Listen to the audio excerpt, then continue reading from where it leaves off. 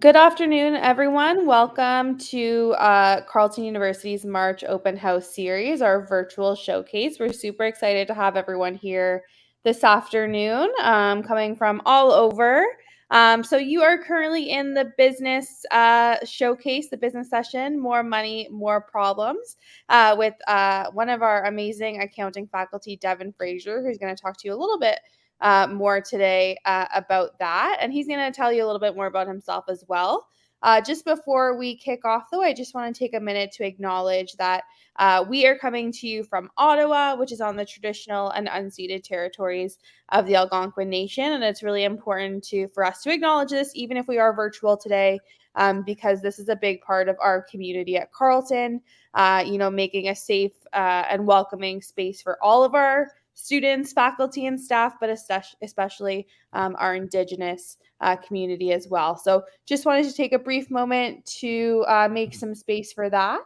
And without further ado, I'll pass it over to Devin to take it away. Thank you, Carly. And hi, everyone. Welcome to Business More Money, More Problems. Before we jump into the mini lecture, I will just introduce myself. So, a little bit about who I am. I actually attended Carleton for my Bachelor of Commerce degree, my undergraduate degree. I liked it so much, I stuck around. I did my master's degree at Carleton as well. I did the master's of accounting degree. I went on to pursue the chartered professional accountant designation. I worked as well to pursue the certified fraud examiner designation. So I teach full time here at Carleton now. I teach Introduction to Financial Accounting to our first year students. So if you do join Carleton in commerce, you will end up probably with me in the first year. So you can look forward to that maybe. I also teach advanced accounting in the third year. So if you stick around in accounting for a few years, you may encounter me again in third year advanced accounting. I also teach currently in the graduate program. So in the Masters of Accounting program, I focus on data analytics and accounting cases. I'm a consultant for CPA Canada, so I'm heavily involved in the CPA world in terms of authoring questions and exams and all that kind of stuff for CPA. I worked at the beginning of my career in audit at PwC Canada. I started to get interested in the fraud side of things. So I started working as a private investigator. I then continued on at PwC as a forensic services and corporate advisory person. So I was dealing with fraud investigations, interviewing people, interrogating the bad guys, figuring out who committed the fraud, how much did they steal, how did they do it, and trying to prove it. So that was a lot of fun. So happy to chat about that at the end of the session if anyone has any questions as well. I went on to work at Finance in Smart & Bigger, which is Canada's largest intellectual property law firm. So after I did all that, that's when I started teaching here at Carleton. So if anyone wants to chat about my career path or anything like that, starting out in commerce and maneuvering through those different areas, happy to connect with you and have that conversation. So we'll get started on the lecture today. Like Carly said in the chat, feel free to use the chat over on the right if you do have questions throughout the session. I will keep an eye on the chat module. And once we finish the session in the next, 30 minutes or so, I will take, direct back and forth questions as well from the chat at the end. Okay, so let's get started. The title, Business, More Money, More Problems. What is that about? Well, my lecture today is not accounting specific. My lecture today is more about business in general and the types of problems that a company faces. And I want to talk to you about how business is really about solving problems at the end of the day. And a really key focus of business and our courses, particularly at Sprott, come back to something called the triple bottom line. We all hear about business in the world and we hear the headlines, and sometimes we hear things about, corporations making certain decisions and making layoffs. Some corporations are labeled as greedy corporations, and we hear a lot about business in the real world. But the companies that we're trying to help, and the good companies, there are good companies out there, and the good companies are the ones that abide by this triple bottom line concept. So I want to break that down a little bit for you. So we're in a capitalist economy, and companies' success often heavily depends on its financial performance, right? You can't really have a company that lasts a number of years if they're not making profits, right? And I don't know if anyone here watches Shark Tank or Dragon's Den, but it's a show where entrepreneurs can come in and pitch their ideas to potential investors, and those investors can take a stake of that company and help grow it. And if you watch those shows, you'll have noticed that there's a big focus on, of course, profits, right? How much are you making? Is this making any money? And that's obviously a big piece of business. And in order to make profits and grow profits, we're always trying to maximize that. We're trying to reduce costs. We're trying to mitigate risks. And in the past, and I would say, up until 5, 10 years ago or so, maybe even 5 years ago, that's really where it ended for a lot of businesses, right? How can we make the most money? How can we reduce the most costs? But today we find that business is changing, and especially in the university landscape and in the Sprott landscape, we're trying to help to drive that change. And it's not just about the profits anymore. We have business leaders that are looking for ways to make positive change in the world without sacrificing profits. And in many cases, we're actually finding that adopting sustainability initiatives is proving to drive business success and profits, even if it costs money. Now, profits, of course, are important, like I said, because if a business isn't profitable, it's not going to last long. But now we have other focuses as well. So, the other key focus that we're seeing today is people. So, shifting the focus from serving the shareholders of the company to serving something that we call the stakeholders of the company. So, let me break those down for you. So, a shareholder is someone who owns a portion of a business. Okay, we may think of, Bill Gates. What do we think of when we hear Bill Gates and Microsoft? We kind of think, okay, Bill Gates owns Microsoft, and that's true to a certain extent. But who else owns Microsoft is probably your parents and their pension funds, and myself and my pension, and everyday people that have investments. They own a little portion of Microsoft. Now, Bill Gates would own much more of Microsoft than I would, right? But I do own a little bit of Microsoft, right? And so does a lot of everyday people, and that's a shareholder. Now, some shareholders, again, own more of the company than others, but a shareholder is someone who's interested in the company's long term success. Okay, now a stakeholder is a little bit different. A stakeholder is someone that's impacted by any decision a company makes. So if we're talking about Microsoft or Apple, any decision that impacts you that Microsoft or Apple makes would mean that you're a stakeholder. So that could be a customer, an employee, members of the surrounding community. Those are all stakeholders of a company like Apple. So like I said, the focus is shifting from serving shareholders only to serving stakeholders. And this includes a lot, such as fair labor practices, especially when it comes to manufacturing overseas, diversity and inclusion, community engagement, a big focus on the people.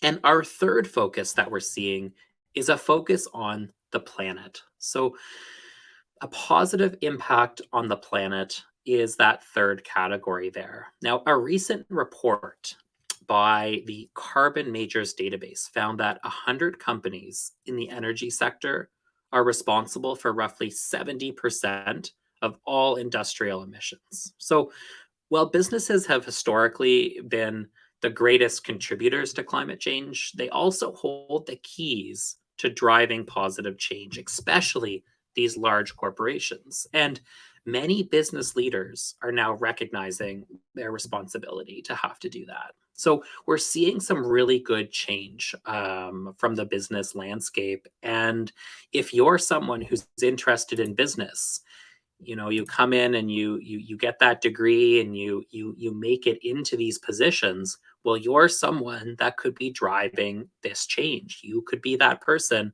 looking to better the planet, better the profit, better the people, all together to make a company more sustainable and more impactful. um, Innovative companies that we're seeing out there are showing time and time again it's possible to be profitable by doing good. Okay, now we're not saying that people and planet should always have to take priority over the profits, but we're saying these things all work together to make a business long term sustainable. So when we're thinking of a business and the problems that a business may have, well, those business problems can generally be broken down into a number of categories, right? We could have a marketing problem. We could see a problem that the finance department should deal with. We could see a problem where we need an accounting expert. We could have supply chain problems or information systems problems, management problems, right? All these different areas of business is where problems could exist. And we need specialists and experts in these areas to help solve the problems for the business that they're working for, or if they're a consultant doing work for that business. These are the areas of focus. And there's some other areas of focus as well. And what you'll notice is that these areas of focus that I'm calling out highly correspond to the different concentrations that Sprott offers for you to focus on. So if you're someone who's really interested in the IT side of things, well, you could go in and be that information systems expert to go into a business and help solve those types of problems. So the lecture today, we're going to be looking at sort of a real life example. We're going to be looking at a very short case study. And we're going to look at the problems that this company is having. And we're going to talk just really briefly in some of these different areas on maybe how could we approach solving some of the problems that this company is having. So let's look at Ollie's. Now, Ollie's is the pub on campus. So at Carleton University, there's a pub on campus called Ollie's, and it's run by the Carleton Students Association. And this is the real data from Ollie's from last year. So they have alcohol sales, they have food and snack sales, a little bit of other.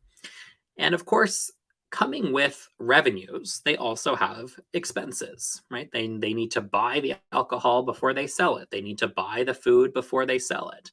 And they're going to make a profit on the stuff that they're buying and then selling. So a profit is all the revenues that they've made minus all of the expenses that they've incurred.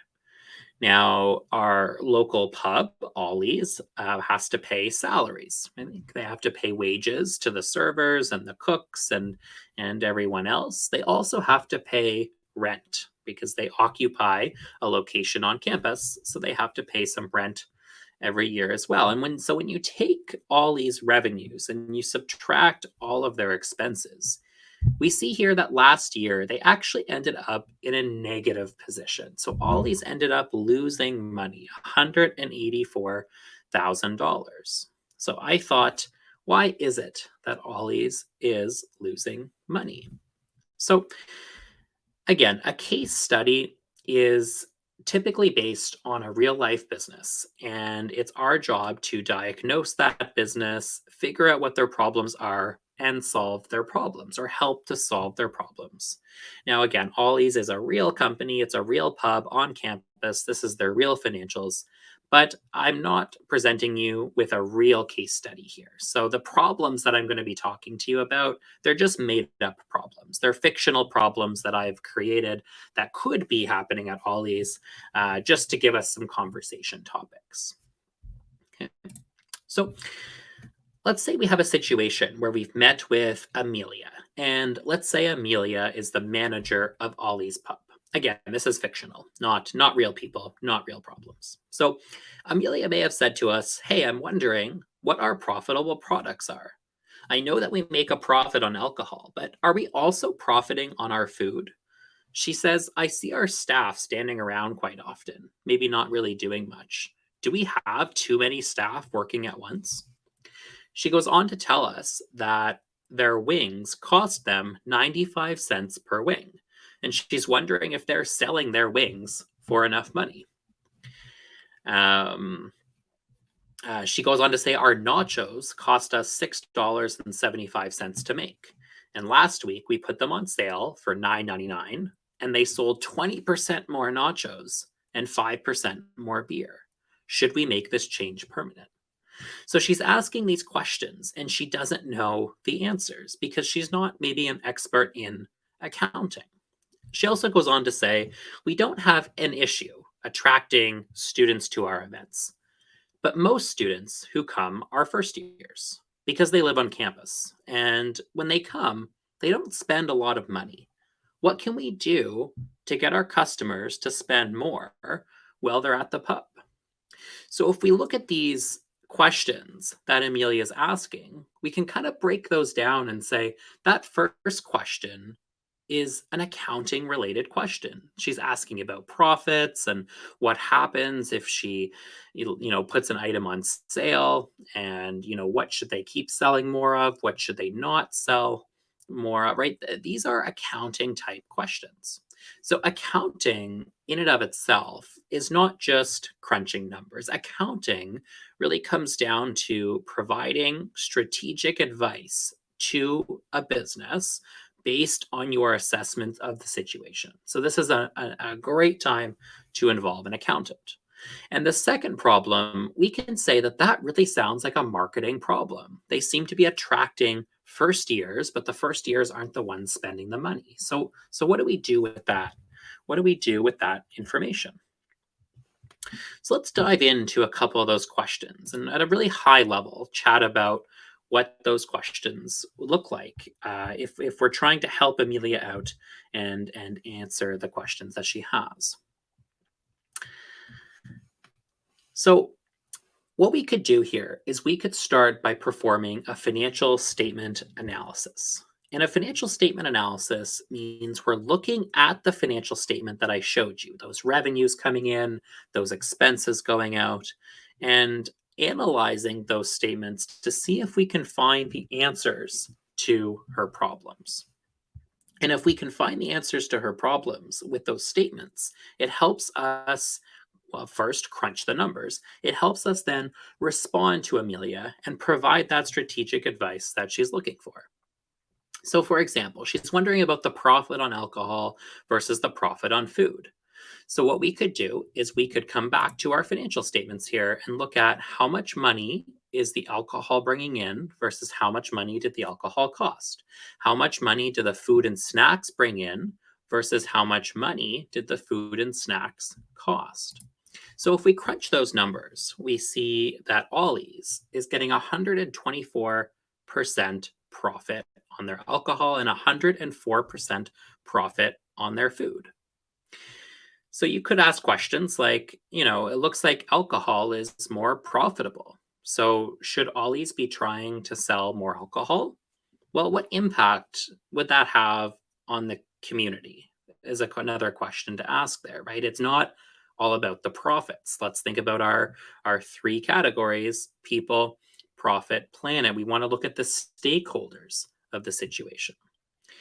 Profit on food and snacks, a little bit lower, 104%, but still a really good number, right? So what we mean by 104% profit is if they spend a dollar buying food. So if they're spending a dollar on potatoes, let's say, well, they can on average sell that dollar worth of potatoes for $2.04. Okay? So they're selling it for more, quite a bit more than they're buying it for, which is a great thing. Okay.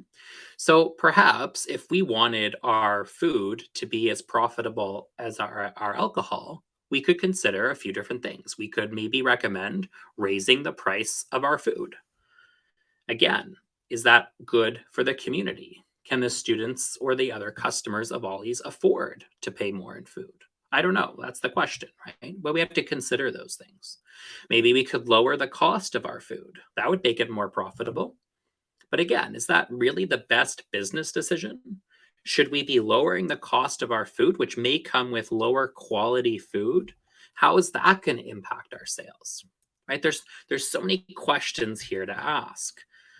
Um, she also was asking about her staffing costs. And so I looked at how much they pay in salaries compared to how much revenue they're bringing in. And when we look at that number, we see it's really, really big, right? They're bringing in almost 500,000 per year, but they're paying more than half of that to salaries and wages.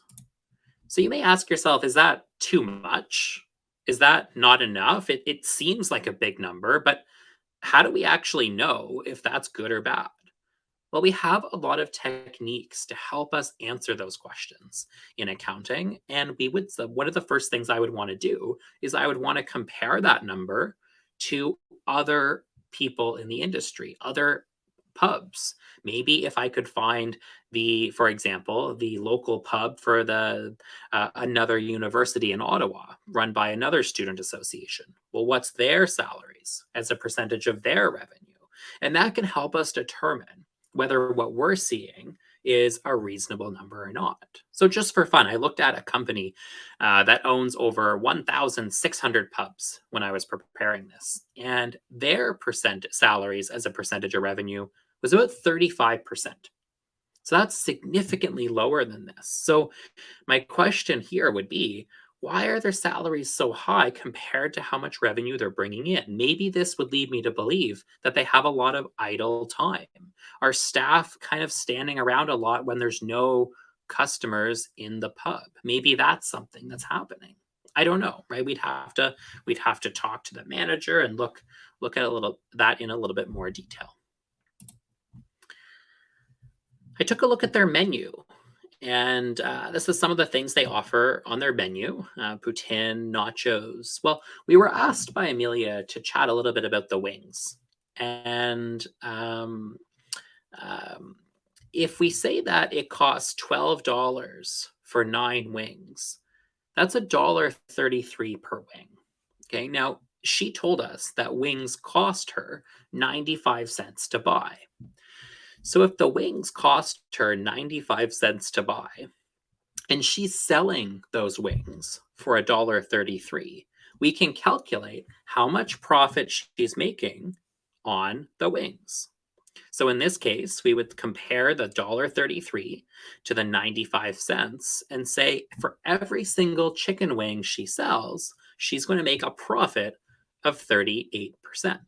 38 cents, which translates to a 40% profit on her wings. Now, again, is a 40% profit good, bad? I don't know. We could compare that to other restaurants and see what it is for them.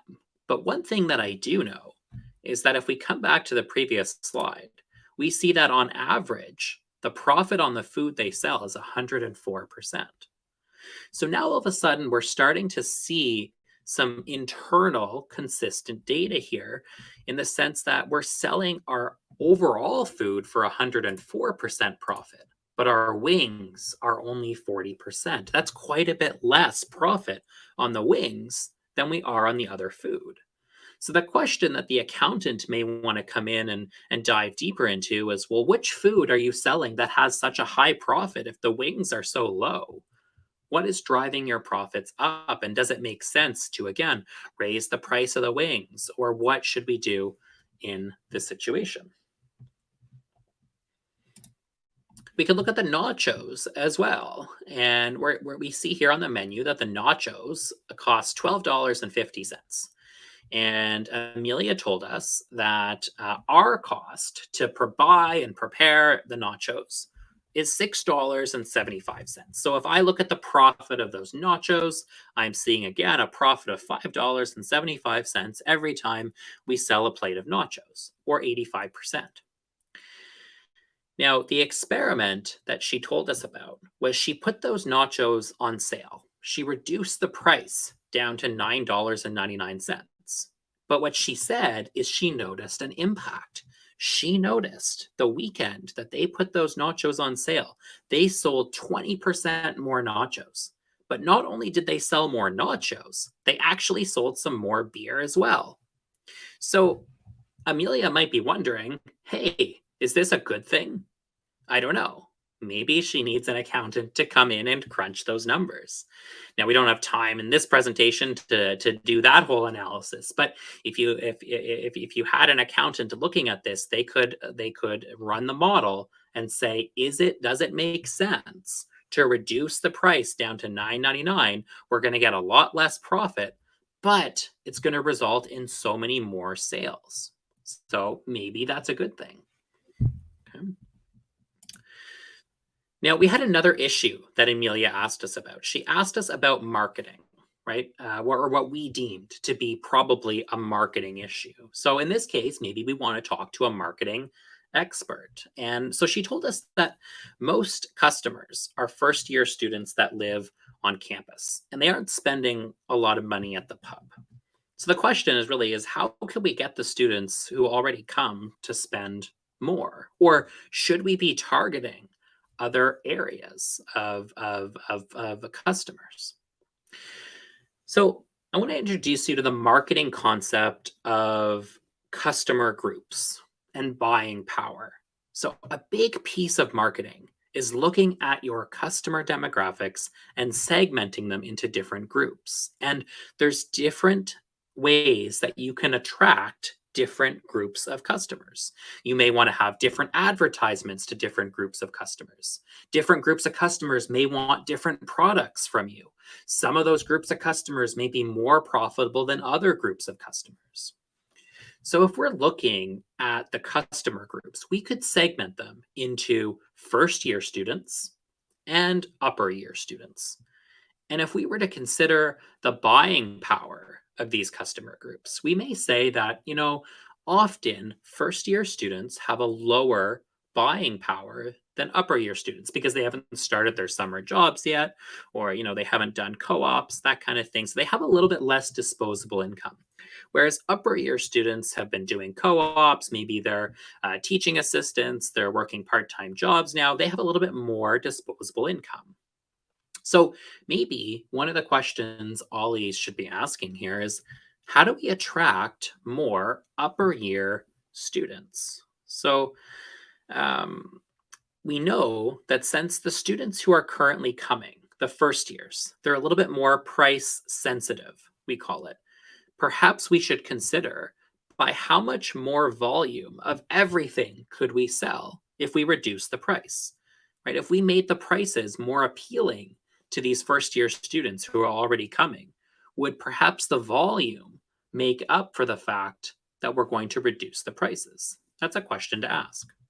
And maybe the marketing group would want to go take that question to the accounting group and they could work together on this issue. Or maybe they don't want to get anything else out of the first year students. Maybe they just want to attract more upper year students to come down to the pub. Okay, so what could they do? Well, we could come up with a lot of different ideas. We could, say that maybe a big reason that upper year students aren't coming to the pub is because they live off campus, whereas the first years already live on campus, so it's so convenient. So maybe we need to come up with some creative and strategic ideas to attract those off-campus students to come back to campus to come to the pub.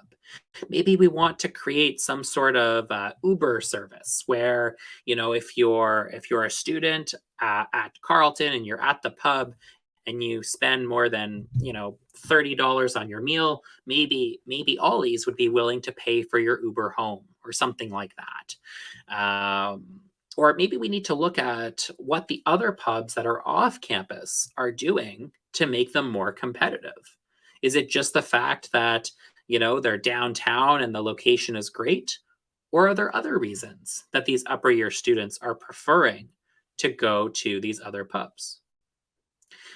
And maybe we don't have to think about just students, right? Maybe this pub could start thinking about targeting staff and faculty, right? Like I'm a faculty member at Carleton and I don't really go to Ollie's. I used to as a student, but I don't go anymore.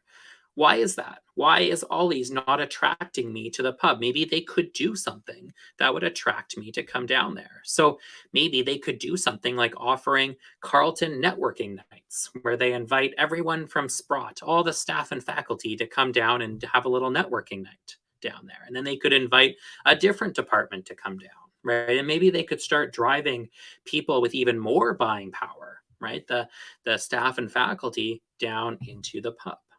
So all these are questions, and I haven't even answered a lot of these questions, but I've raised so many different ideas of things that we could think about, and a lot of different directions that we could go. Look at a couple other little problems as well. So Amelia might tell us that, hey, we're seeing a pretty high turnover rate. We're struggling to retain our best servers and our cooks. And she says it feels really tough because it feels like everyone's always in training. And by the time they're fully trained, they're leaving. We don't know what to do. And then she says we're also struggling to maintain optimal inventory levels of our food. Sometimes we're throwing out food because we have too much, or sometimes we're running out and we have to tell customers, hey, you can't order that because we don't have it. Well, what can we do? Well, I can break these problems down again into our different categories. One of them, we may want a management expert to come in and help us with. How can we attract and retain the best employees? And the second problem there is a supply chain problem. Okay, we all just lived through COVID for the last few years, and we've seen the number of supply chain problems out there when things start to break down. The supply chain is a big problem. So, from the management issue, when we see high employee turnover, we don't know why. We'd have to really go in, diagnose, observe, talk to Amelia, talk to the employees, get the big picture. But, there's a few different key areas we could look at. We could look at effective leadership. Is the restaurant providing strong leadership amongst its management team? Are they showing that to their employees? Are they giving the employees regular feedback and coaching? Are they creating a positive work environment? Okay, we could look at employee empowerment. Are they providing their employees for opportunities to grow and progress? And that kind of comes into the compensation side. Are we offering those competitive wages and packages to different employees? Are we rewarding them for good work? Right. Perhaps that could come back into sales incentives. And if people can sell more, they're getting rewarded in that way. We could look at the supply chain issue, and we look at the fact that they're struggling to maintain those optimal inventory levels. Well, what can we do about that? I mean, we can try to solve the base problem itself. We could look at different supply chain concepts, like forecasting and demand planning. Okay, we could look at efficient ordering and replenishment, communication and collaboration, and maybe a lot of this has to do with the ordering systems and how can we make sure that when our chicken wing inventory is getting lower, maybe an automatic order is placed in the system, right? There's so many areas we could look at from a supply chain perspective as well. We could also consider the fact that if we don't fix the issue right away, or we're not always going to be perfect, well, in that case, if we do have excess food, what should we do with it? Well, we should have a plan, right? We shouldn't just throw it out. And this comes back into that people and planet section, right? Maybe throwing it out is the easiest thing to do, but is the easiest thing the best thing to do, right? That's the questions we want to ask ourselves. Maybe we should be donating that excess food to a food bank. We could implement like a food recovery program that collects excess food and redistributes it to local shelters and schools and other organizations, right? That would reduce waste and it would also support the community. We could look at repurposing leftovers into new dishes, new specials of the week.